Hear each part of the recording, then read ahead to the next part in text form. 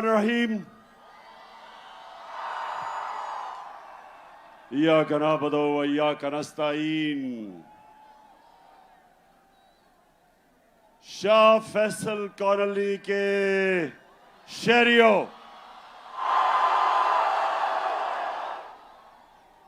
Families, इतनी तादाद में आपको खुशामदीद कहता हूं। और मेरे नौजवान, मैं इस शानदार इस्तकबाल का फिर से शुक्रिया अदा करता हूं।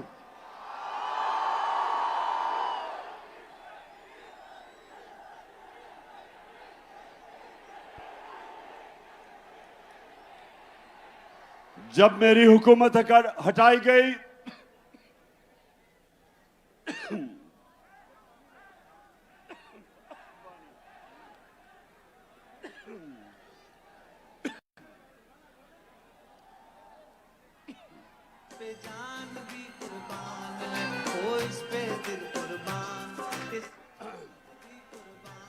जब एक बैरूनी साजिश के तहत मेरी हुकूमत हटाई गई, तो जो दूसरा जलसा था वो मैं कराची करने आया, क्योंकि मुझे पता था कि इस मुल्क में सियासी तहरीकें हमेशा कराची से शुरू हुई।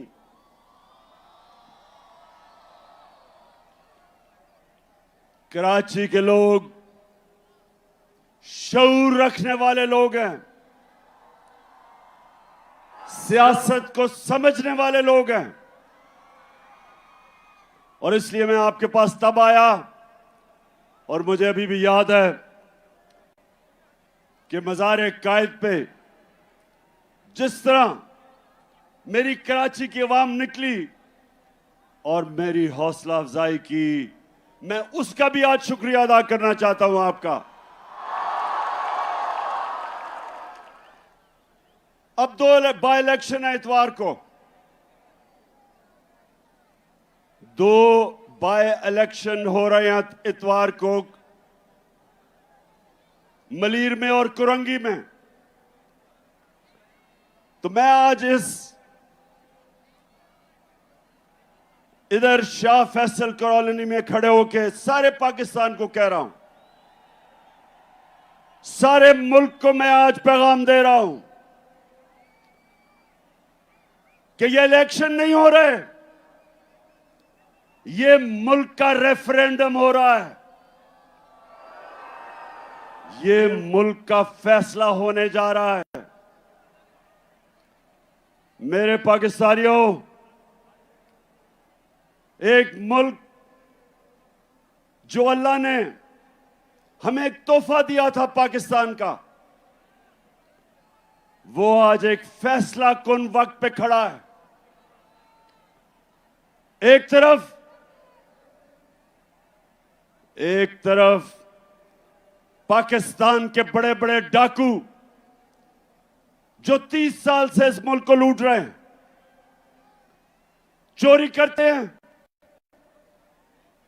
और जब एहतसाब होने लगता है बाहर भाग जाते हैं, फिर डील करते हैं, एनआरओ लेके वापस आ जाते हैं, फिर लूटते हैं, फिर जब एहतसाब होने लगता है फिर बाहर भाग जाते हैं, एनआरओ लेके वापस आते हैं। ये अमीर तरीन होते जा रहे हैं, कौम मकरूज होती जा रही है। जब से ये आए हैं 6 महीने में,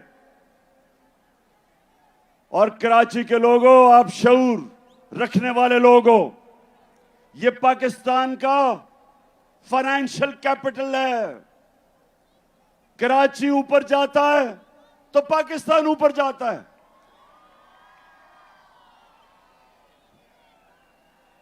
और जब कराची की तबीयत खराब होती है तो मुल्क की तबीयत खराब हो जाती है। ये पाकिस्तान का फाइनेंस का इंजन है। ये आगे लेके चलता है और मुल्क आगे जाता है। तो कराची, आप सब जानते हैं कि जब से ये आए हैं चोर, एक साजिश के तहत, बैरूनी साजिश के तहत, और जब से ये मुल्क के ऊपर मुसल्लत किए गए, महंगाई के सारे रिकॉर्ड टूट गए। 50 साल में मुल्क की सबसे ज्यादा महंगाई। यहां फैमिलीज बैठी हैं, जब बिजली के बिल आते हैं तो आप सब जानते हैं कि कभी इस मुल्क के अंदर इतनी महंगी बिजली, और खास तौर पे जो तनख्वाहदार तबका है, बिजली, अभी गैस बढ़ने वाली है, लोड शेडिंग, पेट्रोल और डीजल 150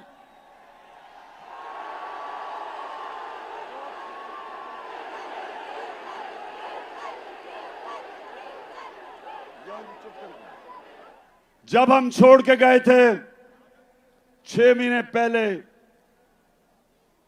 तकरीबन 150 रुपए का 1 लीटर पेट्रोल और 150 रुपए का डीजल। ठीक कह रहे हो, फजलुर रहमान भी 150 रुपए का था। और उसके बाद एक एक चीज महंगी। आटा 55 रुपए किलो पे छोड़ के गए थे, आज 100 रुपए से ऊपर है। तो क्या मुल्क में क़यामत आई कि महंगाई आसमानों पे, बेरोजगारी बढ़ रही। आज मैं फिर से कहता हूं, तनख्वाहदार तबकों के लिए, उनके पास तनख्वाहें नहीं बिल देने के लिए, और जबकि कौम गरीब हो रही, कौम मुश्किल में मकरूज, रुपया 30% रुपया गिरा है। मेरे कराची के लोगों, जब रुपया 30% गिरता है डॉलर के मुकाबले में, तो आप ये समझें कि अगर आप बैंक में आपका 100 रुपया पड़ा था, उसकी सिर्फ 70 रुपया रह जाता है। और ये जिनके बाहर अरबों डॉलर बाहर पड़े हैं, इनकी दौलत में इजाफा हो जाता है, क्योंकि डॉलर ऊपर चला जाता है। ये 30% ऊपर, मुल्क 30% नीचे। तो सवाल यह है कि जिन लोगों ने इनको हमारे ऊपर मुसल्लत किया, आज सारी कौम सवाल पूछ रही है कि जो आपने साजिश करके इन चोरों को हमारे ऊपर बिठाया, तारीख, इस मुल्क की तारीख आपको नहीं भूलेगी। ये कौम आपको नहीं भूलेगी जो आपने जुल्म किया इस कौम के साथ। दुश्मन भी ना करे, दुश्मन भी वो नुकसान नहीं पहुंचा सकता था पाकिस्तान का, जो इन चोरों को हमारे ऊपर मुसल्लत करके नुकसान पहुंचाया। तो ये रेफरेंडम है, परसों जो इलेक्शन है, 8 जगह मैं इलेक्शन इसलिए लड़ा हूं कि मैं अपनी कौम को बताना चाहता हूं कि हमने फैसला करना है। क्या हमने भेड़ बकरियों की तरह इनकी गुलामी करनी है, चोरों की, या एक आजाद कौम की तरह, एक खुददार कौम की तरह अपने पैर पे खड़ा होना है, हकीकी आजादी लेनी है अपनी। क्योंकि मेरे पाकिस्तानियों, सिर्फ आजाद इंसानों की परवाज ऊपर होती है। मैं वो पाकिस्तानी हूं, अल्लाह ने मेरे से बेहतर टैलेंटेड खिलाड़ी थे क्रिकेट में, मेरे से ज्यादा पैसे वाले लोग थे जो मेरे से ज्यादा अस्पताल बना सकते थे। पॉलिटिक्स में मेरे से ऐसे लोग थे जिनकी खानदान पॉलिटिक्स में थे। मेरा तो कोई खानदान पॉलिटिक्स में नहीं था, लेकिन मेरे पाकिस्तानी अल्लाह ने कामयाबी मुझे इसलिए दी क्योंकि मैं एक आजाद इंसान हूं। मैं आजाद हूं, मैंने किसी की गुलामी नहीं की। मैं ला इलाहा इल्लल्लाह,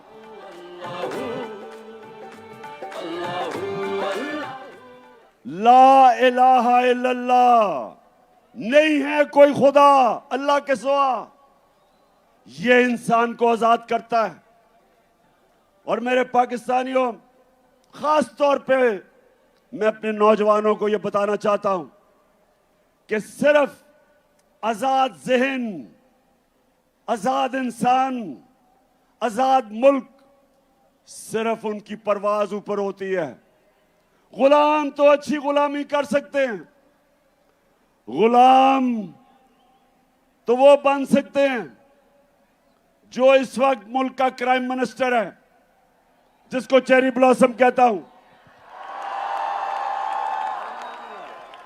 अच्छा, जरा ये देख लें, कभी किसी मुल्क का प्राइम मिनिस्टर ऐसी बातें करता, जरा ये देखें पहले। मैं सऊदी अरब से होके आया हूँ, मैं यूएई के होके, अभी मैं तुर्की होके आया हूँ, और मैंने उन भाइयों को कहा कि आप हमारे बड़े अजीम भाई हैं, हमेशा आपने हमारी मदद की। और मैंने यही कहा, जब मैं आया हूँ तो आप समझेंगे शायद ये मांगने आया है। मैं मांगने नहीं आया, लेकिन मजबूरी है। जिस तरह माजी में 75 साल में आपने हमारा हाथ बटाया है, कुछ अर्सा आप हाथ बटा। मैंने कहा मैं वादा करता हूं कि इंशाअल्लाह हम पूरी कौम हम मिलकर दिन रात मेहनत करेंगे, पसीना कराएंगे, अपने पांव पे खड़े होंगे। अच्छा सुनो, अब सुनो पाकिस्तानियों, ये जरा बड़ी गौर से मेरी बात सुनो। जब आपका प्राइम मिनिस्टर भिखारियों की तरह दूसरों से पैसे मांगता है, और जो दूसरे, याद रखें, जिन मुल्कों से ये पैसे मांगते हैं, जब मैं प्राइम मिनिस्टर था, तो जब भी दूसरे मुल्क का मिनिस्टर या प्राइम मिनिस्टर मुझे मिलने आता था, तो पहले फॉरेन ऑफिस मुझे पूरा उसका शजरा बता देता था कि ये पढ़ा किधर, इसने मेरे से मिलने से, प्राइम मिनिस्टर से पहले क्या नौकरी करता था, क्या ये ईमानदार है, करप्ट है, सारा कुछ मुझे पता होता था उससे मिलने से पहले। तो जब ये शहबाज शरीफ, जब ये दुनिया में पैसे मांगने जाता है, तो याद रखें, उनको सब पता होता है कि इसके और इसके भाई के अरबों डॉलर मुल्क से बाहर पड़े हैं, चोरी का पैसा, सबको पता होता है। तो जब अपना पैसा मुल्क से बाहर ले जाओ चोरी करके, और दूसरों को कहो पाकिस्तान में पैसा दो, लोग आपको हकारत की नजर से देखते हैं, लोग आपको जलील करते हैं। और जब मुल्क का प्राइम मिनिस्टर जलील होता है तो सारी कौम को शर्मिंदा करवाता है। मैं जो आपको कह रहा हूं, ये रेफरेंडम है आज, या इन चोरों के नीचे, और इन्होंने अपने बच्चे तैयार किए हुए हैं, फिटे हुए बच्चे, चोरी के पैसे पे पले हुए बच्चे, या वो, और या एक खुददार कौम जो एक अजीम नारे पे खड़ी हुई थी।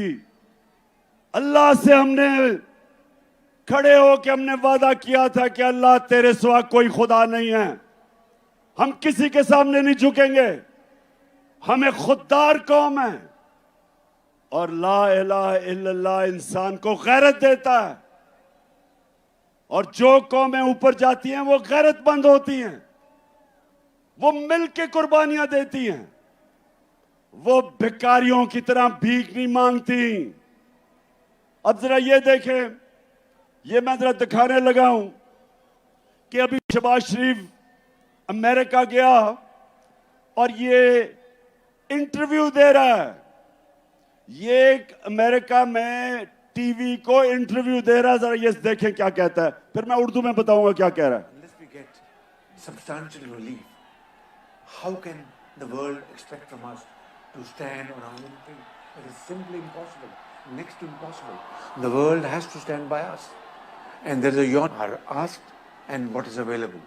Please, through your cameras, have this yawning gap bridged and bridged very quickly. The epidemic.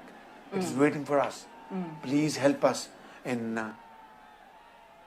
कहता है उस एंकर को प्लीज हेल्प अस, और वो टीवी एंकर है शहबाज शरीफ। गोरा रंग देख के सबके सामने हाथ फैला लेते हो। अब वो तो टीवी एंकर है, उसे कहता है प्लीज हेल्प अस, और वो किधर से पैसे दे तुम्हें। लेकिन जब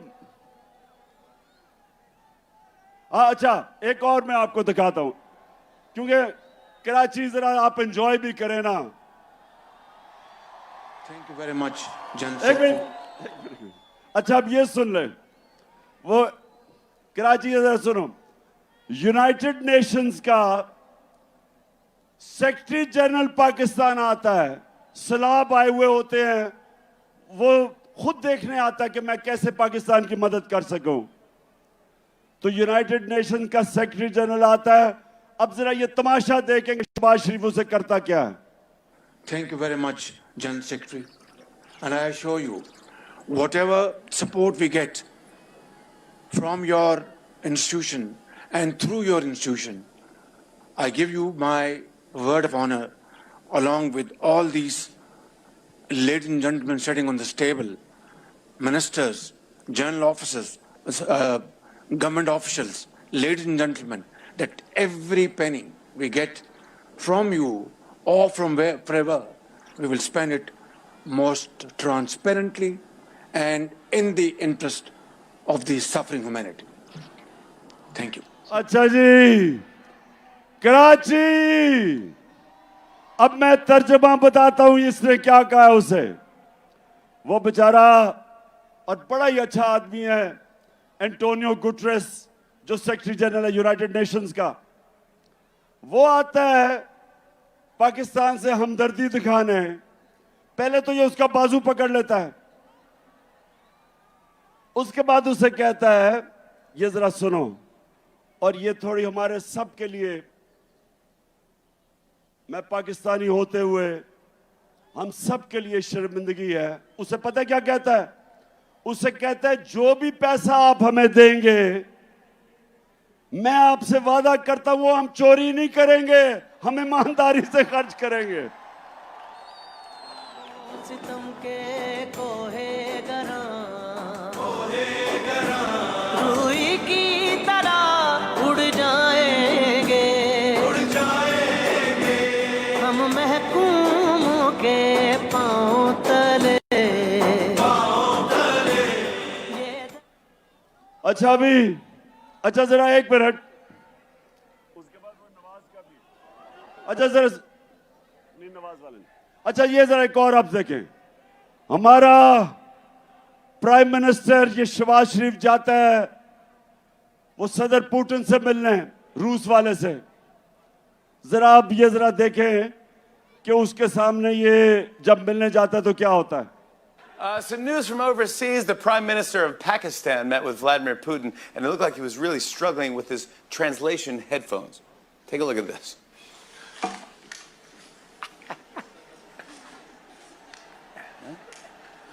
गौर से देखें, गौर से। There you go. Уважаемый господин премьер-министр,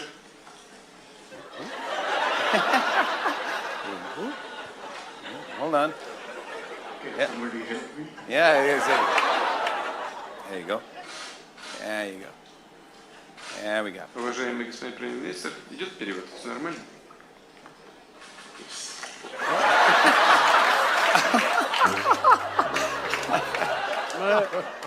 That guy is the leader of 220 million people. I just want to let you know.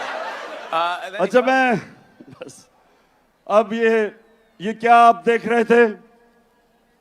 अब आपको मतलब समझ आ गया कि कांपे टांगती कैसे हैं। पुतिन के सामने ऐसे बैठा है जैसे हेडमास्टर के सामने बेचारा स्कूल का बच्चा बैठा हुआ है। और ये होता है पाकिस्तानियों, जब एक बैरून मुल्क के साजिश के तहत एक आदमी को, जिसको सजा होनी थी, इसको और इसके बेटे को FIA केस के अंदर 16 अरब रुपए की जो चोरी पकड़ी गई थी, इसको सजा होनी थी। बजाय सजा होने के बचाया गया इसे और इसको ऊपर बैठा दिया। और इससे आज पाकिस्तान को उधर पहुंचाया जिधर ये खुद अमेरिका में कह रहा है कि अब हम अपने कर्जे वापस नहीं कर सकेंगे। वो जो भी इंटरव्यू दे रहा था कि हमारी मदद करो, हम अपने कर्जे वापस नहीं कर सकते। तो कौन सी क़यामत आई थी 6 महीने पहले? ये पाकिस्तान की जो हर साल शाया होती है इकोनॉमिक सर्वे ऑफ पाकिस्तान, जो इन्होंने, इस हुकूमत ने शाया की। कराची गौर से सुनो, आप शऊर वाले लोग हो। इकोनॉमिक सर्वे के मुताबिक 17 साल के बाद हमारे आखिरी 2 सालों में पाकिस्तान की जो ग्रोथ रेट, मतलब कि जो हमारी माइशत तरक्की कर रही थी, वो 17 साल के बाद बेहतरीन परफॉर्मेंस थी। 5.7% और 6%। ये 17 साल के बाद हमारी इकोनॉमी बेहतरीन परफॉर्मेंस कर रही थी। वर्ल्ड बैंक के मुताबिक सारे बर्रे सगीर में सबसे ज्यादा रोजगार जिस मुल्क में था कोरोना के बाद, वो पाकिस्तान में था। World Economic Forum, World Health Organization, the Economist, दुनिया के इदारों ने तस्लीम किया कि पाकिस्तान वो 3 मुल्कों में था जिसने सबसे बेहतरीन तरीके से कोरोना से अपने लोगों को भी बचाया, अपनी माइशत को भी बचाया, अपने गरीबों को बचाया। ये इंटरनेशनली माना कि पाकिस्तान का जो एहसास का प्रोग्राम था, जिसमें हमने अपने गरीबों को कोरोना की लॉकडाउन की तबाही से बचाया, ये दुनिया ने माना। तो मैं फिर से सवाल पूछता हूं कि ये साजिश जिन्होंने करके इन चोरों को हमारे ऊपर मुसल्लत किया था, तारीख आपको नहीं भूलेगी। ये कौम जो मुश्किलात का सामना कर रही है नहीं भूलेगी। और इंशाअल्लाह जो मैं आपसे सबसे उम्मीद रखता हूं, ये जो परसों बाय इलेक्शन आ रहे हैं, इस इलेक्शन के अंदर कौम ने रेफरेंडम करना है, बताना है कि हम इस इंपोर्टेड हुकूमत को मंजूर नहीं करते। हम इन चोरों को, जो 30 साल से 2 बड़े बड़े डाकू खानदान जो चोरी करके पैसा बाहर लेके जा रहे थे, हम कभी इनको कबूल नहीं करेंगे। और मैं इसके साथ आज सबको बता दूं कि इंशाअल्लाह इस मुल्क की तारीख का सबसे बड़ा जो मैं मार्च करने लगा हूं, जिसकी मैं कॉल देने लगा हूं, इस मुल्क की सबसे बड़ी मुजाहरा होगा। इस मुल्क की तारीख, अवाम का समुद्र निकलेगा हमारे साथ और सबको बताएगा, सारों को पैगाम देगा इस मुल्क में कि कौम किधर खड़ी है आज, कि कौम इसको सियासत नहीं समझ रही, हम अपनी हकीकी आजादी की जहाद समझ रहे हैं। और कराची, आप तो माशाल्लाह वो लोग हो जो हमेशा, जिस तरह मैंने शुरू में कहा, सारी सियासी तहरीकें जो शुरू होती थी हमेशा कराची से शुरू होती थी। और अब जो मैं, हमारे साथ ही बैठते थे एमक्यूएम वाले, मैं एमक्यूएम से पूछता हूं कि क्या अब आप खुश हैं जरदारी के साथ बैठ के? क्या वो आपके मसले हल कर दिए? क्या जरदारी ने कराची के मसले हल कर दिए? बताएं, कराची बताओ। हमारी हुकूमत थी, हमारी हुकूमत फेडरल गवर्नमेंट में थी, सिंध में हमारी हुकूमत नहीं थी। उसके बावजूद हमने कराची सर्कुलर रेलवे का शुरू किया, एक्निक से पास किया, हमने ग्रीन लाइन शुरू की, बस सर्विस। और जो सबसे बड़ा कराची का मसला है पानी का, K4 जो 15 साल से रुका हुआ था, वो हमने शुरू किया ताकि कराची के लोगों को पानी मिले। तो कराची इंशाल्लाह, जो मुझे नजर आ रहा है, 26 साल से मैं जद्दोजहद कर रहा हूं, मुझे पहली दफा नजर आ रहा है कि अंदरून सिंध के लोग वो भी हकीकी आजादी के लिए तैयार बैठे हैं। है ये राहे अमल, आओ हम सब साथ चले, मुश्किल हो या आसानी, साथ में डाले हाथ चले। धड़कन है पंजाब मगर दिल अपना मैदान है। मैं भी पाकिस्तान हूँ, तू भी पाकिस्तान है। तू तो मेरी जान है, तू तो मेरी आन है, तू मेरा ईमान है। इंशाल्लाह अंदरून सिंध के लोग तैयार हो जाओ। मैं ये मार्च से फारग हो लूं, मेरा फिर पूरा रुख अंदरून सिंध पे है, और फिर कराची भी आऊंगा। और मेरा ये अज़म है कि ये जो जरदारी माफिया जिसने अंदरून सिंध के लोगों को गुलाम बनाया हुआ है, मेरे सिंधी भाइयों तैयार हो जाओ। इंशाल्लाह मैं जब तक सिंध में अब दौरा करूंगा, एक एक डिस्ट्रिक्ट में जाऊंगा, अपने सिंध के लोगों को खड़ा करूंगा, और ये अजाब, ये जो बीमारी लगी हुई है जरदारी की सिंध को, ये इंशाल्लाह इससे आजाद करेंगे।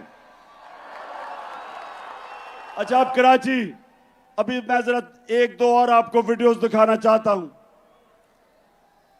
मैं जरा अब गौर से आपने वीडियो देखनी है। मैं इसलिए बार बार दिखाता हूं हर जलसे में, क्योंकि अभी मरियम कहती कि ओहो मैं तो बेकसूर थी, और मैं बाइज्जत बरी हो गई हूं। उधर इसहाक डार कहता है मैं बाइज्जत बरी हो गया हूं। अब नवाज शरीफ बाइज्जत बरी हो जाएगा, और इस NRO 2 में जरदारी भी बाइज्जत बरी हो जाएगा। सिर्फ बेचारे छोटे छोटे चोर पकड़े जाएंगे पाकिस्तान में। सिर्फ वो साइकिल चोर, स्कूटर चोर, मोटरसाइकिल चोर, बेचारे, उनके अलावा कोई बड़ा डाकू इस निजाम के अंदर नहीं पकड़ा जाएगा। तो जब मरियम कहती है, अब आपने गौर से देखना, ये मरियम कहती है जी मेरे से तो बड़ा जुल्म हुआ, मैं तो बेकसूर हूं। देखे ना ये इमरान खान कितना जालिम आदमी है। मरियम बीबी, सारी कौम से झूठ ना बोले। आपके जब हमने पूछा आपसे आज से 10 साल पहले कि 4 बड़े बड़े महलात लंदन के सबसे महंगे इलाके में, मेफेयर में, मेफेयर जो है सबसे महंगा इलाका है लंदन का, उधर 4 बड़े बड़े महलात इन्होंने खरीदे हुए थे।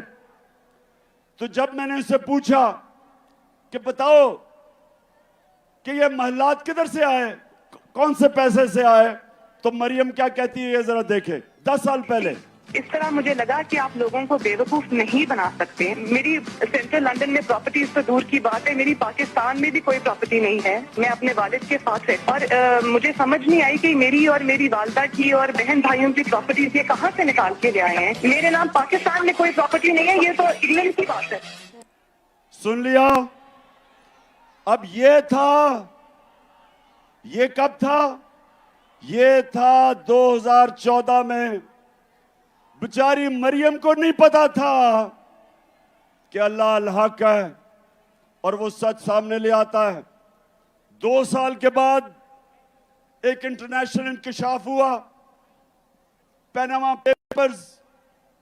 पैनामा में जो इन्होंने ऑफशोर कंपनीज लेके बड़े बड़े दुनिया के वजीरों ने, प्राइम मिनिस्टर ने छुपाए हुए थे अपने असासे, उसे नहीं पता था कि वो इंकशाफ हो जाएगा और वो एकदम इनका नाम आ जाएगा कि जी मरियम के नाम पे वो 4 बड़े बड़े महलात हैं। तो पहले कहती कि लंदन तो छोड़ो, पाकिस्तान में भी कोई प्रॉपर्टी नहीं है। अब जब इंकशाफ होता है तो मरियम का भाई हुसैन शरीफ क्या कहता है, सुने। मैं इस बात को तस्लीम करता हूँ कि अल्हम्दुलिल्लाह पाक लेन के ऊपर जो अपार्टमेंट्स हैं वो अल्हम्दुलिल्लाह हमारे हैं। मैं इस बात को तस्लीम करता हूँ कि उनको ऑफशोर कंपनीज नेस्कॉल लिमिटेड और नीलसन लिमिटेड जो है उनको ओन करती हैं। और मैं आपको ये भी अर्ज करता हूँ उनको होल्ड कर रही है इस वक्त मरियम नवाज शरीफ, मेरी हमशीरा जो है। ठीक है जी, ठीक है, सुन लिया सबने। कहती कोई प्रॉपर्टी नहीं है। भाई जब पकड़े गए तो उन्होंने कहा जनाब ये तो मेरी बहन मालिक है इन 4 बड़े बड़े फ्लैट्स की। तो जब ये पता चला कराची, फिर क्या हुआ? अब मरियम ने देखा कि अगर मरियम के पास तो पैसा ही नहीं था लेने के लिए, तो वो क्या कहती? अब वो अगर बाप का नाम लेती तो बाप के पास तो खुद उसने पैसा नहीं दिखाया, इसका मतलब चोरी का पैसा था। तो मरियम को बड़ा एक जबरदस्त आइडिया आया। उसने कहा हमारा दादा बहुत पैसे वाले था, अरबोपति था हमारा दादा। अब दादे से कौन पूछेगा, वो तो दूसरी दुनिया में जा चुका था। तो ये सुने जरा मरियम क्या कहती है। हसन हुसैन के पास आज जो भी है वो एक अरबपति दादा के पोते हैं। उस अरबपति दादा के पोते हैं जो 1960s और 70s में पाकिस्तान का अमीर तरीन इंसान था। ये जो एसेट्स हैं, ये जो बिजनेस के लिए पैसा है, ये सारा दादा से डायरेक्टली बच्चों को ट्रांसफर हुआ। तो समझ गए, डायरेक्टली दादा ने बच्चों को पैसा दे दिया। दादा अरबपति था। अब कराची, अब दादा तो दुनिया में नहीं था, लेकिन वो दादा शहबाज शरीफ का बाप था। मरियम का दादा शहबाज शरीफ का बाप था। अब शहबाज शरीफ अपने बाप के मुतल्लिक क्या कह रहा है, ये सुने। मेरे खानदान को 22 खानदानों में शुमार नहीं होता था। मुझे इसके ऊपर बाइस से फख्र है कि मेरे वालिद का ताल्लुक एक गरीब किसान के घराने से था, हिंदुस्तान से। वो तो कराची अल्लाह अल हक है, ये याद रखना। उसका वादा है कि सच सामने आएगा। और अब जो मैं आप सबको आज कराची आया खास तौर पे कि मैं आप सबकी कुरंगी और मलीर, खास तौर पे जिधर इलेक्शंस हैं, मैं आप सबकी ड्यूटी लगाने आया हूं। देखें ये फैसला होने लगा आपके मुस्तकबिल का। एक तरफ ये चोर हैं जो यहां से चोरी करके पैसा बाहर मुल्क को लूटने आते हैं, एनआरओ लेते हैं और फिर बाहर चले जाते हैं। और दूसरी तरफ ये वक्त आ गया कि हम सब हक के लिए खड़े हों, अमर बिल मारूफ के लिए खड़े हों, जो शुरू में आयत पड़ी थी। अल्लाह का हुक्म है, अल्लाह का सबको हुक्म है कि अच्छाई हक के साथ खड़े हो और बुराई के खिलाफ खड़े हो। अल्लाह ने हमें किसी को इजाजत नहीं दी न्यूट्रल रहने की। उसने हमें सबको कहा कि अच्छाई के साथ खड़े हो, इन चोरों के साथ ना खड़े हो। ये इलेक्शन रेफरेंडम है और मैं अपनी सारी कौम को कह रहा हूं कि निकलना है। इसको आपने अपना इलेक्शन नहीं, एक जहाद समझनी है इन चोरों के खिलाफ। और मैं सबसे आपसे उम्मीद रखता हूं कि आपने अपनी पूरी कोशिश करनी है, क्योंकि ये इमरान खान अकेले ने ठेका नहीं लिया हुआ करप्शन के खिलाफ जंग लड़ने का, ये आपका भी है जिम्मेदारी। तू अड़ जा फिर से, तू डट जा फिर से, वो बल्ला घुमा।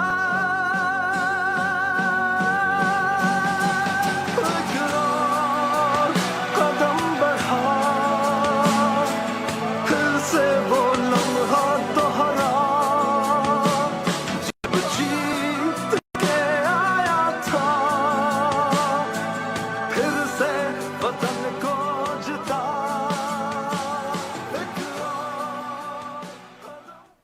तो मेरे पाकिस्तानियों, मैं सिर्फ आखिर में आपको एक बात कहना चाहता हूं।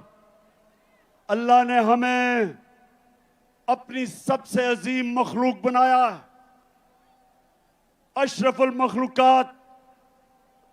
फरिश्तों को हुक्म दिया कि इंसान के सामने झुको, और जब शैतान ने कहा कि मैं आग का बना हुआ हूं, ये तो मिट्टी का बना हुआ है, मैं नहीं झुकता, तो अल्लाह ने कहा कि तुम्हें भी नहीं पता कि इंसान में मैंने क्या सलाहियतें दी हैं, क्या पावर दी है। मेरे पाकिस्तानियों, अपनी सलाहियतें पहचानो, अपनी ताकत पहचानो। आपका मुस्तकबिल इन चोरों के नीचे नहीं है। आपका मुस्तकबिल इन चोरों के नीचे सिर्फ उसके सामने जिल्लत है। आपका जो अजीम मकसद, अजीम नारे पे पाकिस्तान बना था, अजीम लीडर था कायदे आजम मोहम्मद अली जिन्ना, अजीम नजरियाती लीडर इलामा इकबाल थे। हमारा वो मुल्क होना था जो आज सारी मुसलमान दुनिया के सामने हमने एक मिसाल बननी थी। हम कभी भी नहीं बन सकते अगर ये चोर हमारे ऊपर बैठे रहें, जो अपने आप को भी जलील करते हैं, जिनमें गैरत नहीं है और सारी कौम को शर्मिंदा करवाते हैं।